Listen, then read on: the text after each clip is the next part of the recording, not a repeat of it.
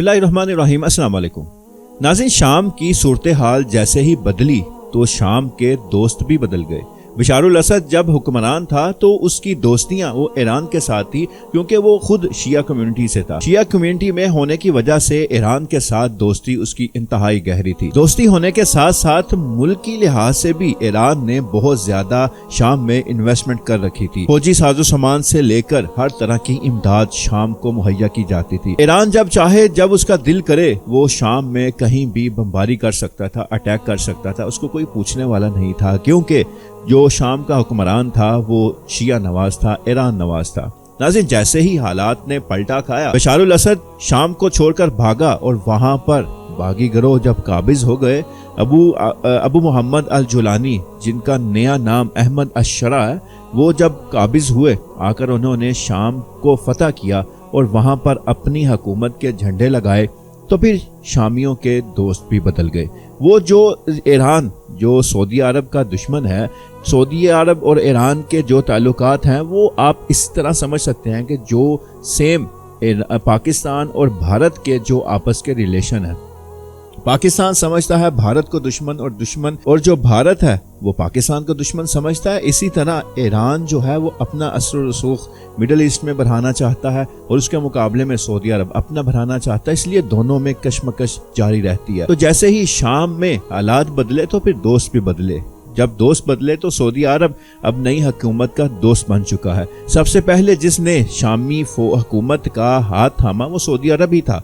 Saudi अरब ने सबसे पहले सफारत खाना खोला, और अब जो सबसे बड़ी खबर है कि सऊदी अरब ने सबसे पहले शाम में अपने 2 तैयारे भेजे। वो कोई जंगी तैयारे नहीं थे, वो तैयारे थे इमदाद के तैयारे। शाम जो तबाह हो चुका है, जो तबाह हाल है, कई लाख वहां पर मुहाजिर अपने घरों से बेघर हो चुके हैं। वहां पर इस कदर तबाही है, कई लाख मुसलमान वहां शहीद हो चुके हैं। तो इन मजलूम मुसलमानों के लिए अब तक सऊदी अरब $7 अरब की इमदाद दे चुका है। अब गुज़श्ता रोज सऊदी अरब के 2 इमदादी तैयारे वो शाम पहुंचे। दमिश्क के एयरपोर्ट पर उन्होंने लैंड किया और वहां पर उन्होंने 52 टन इमदादी सामान वहां पर पहुंचाया, और जिसकी बाकायदा तकरीब हुई और फिर उनको उन इलाकों में पहुंचाया गया जहां पर उनकी ज़रूरत थी।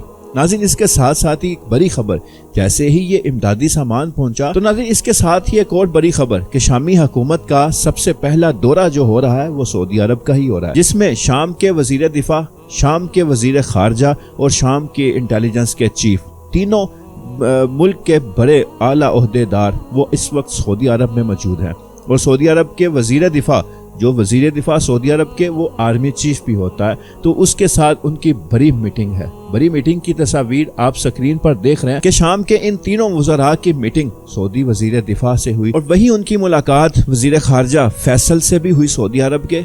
तो उन्होंने कहा कि हम मिलकर अब शाम को आगे लेकर बढ़ेंगे।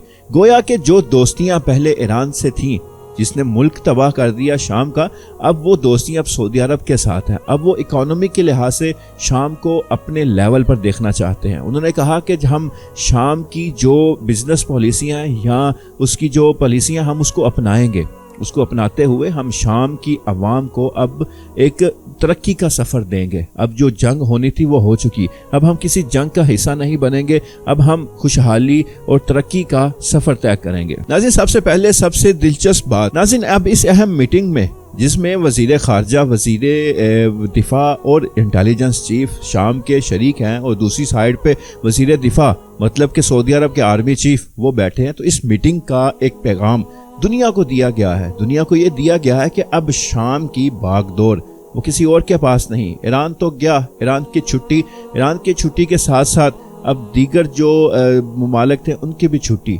अब जो सऊदी अरब कहेगा, जो चाहेगा वो शाम में होगा। अब शाम भी पूरा सऊदी अरब के कंट्रोल में जा रहा है। मतलब कि अब इस जंग में सऊदी अरब को फतह हो रही है, जबकि बाकी ममालिक जो सऊदी अरब के खिलाफ साजिशों में शरीक थे उनका ज़वाल शुरू हो चुका है। अल्लाह ताला से मैं दुआ कहूँ कि अल्लाह ताला इस्लाम और मुसलमानों की हिफाजत फरमाए।